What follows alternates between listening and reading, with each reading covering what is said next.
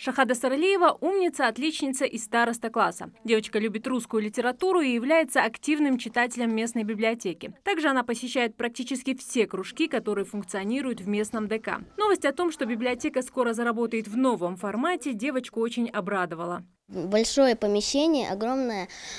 Сама библиотека фиолетового цвета, красивая очень. Еще там, сказали, поставят большой телевизор и много компьютеров и привезут много книжек. Я думаю, что много детей будут приходить в эту библиотеку.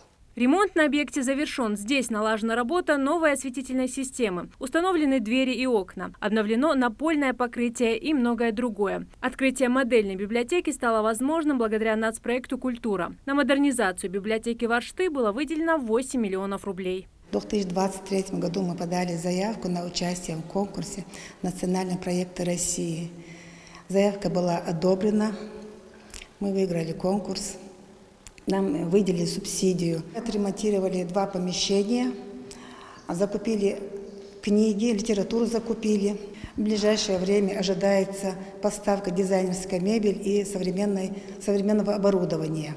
Коллектив Дома культуры уверен, что современная библиотека станет центром интеллектуального досуга для местных жителей. В стране активно появляются модельные библиотеки – благоустроенные пространства, оснащенные самым современным оборудованием. В них можно не только взять книгу, но и поработать на компьютере или даже посетить мастер-класс.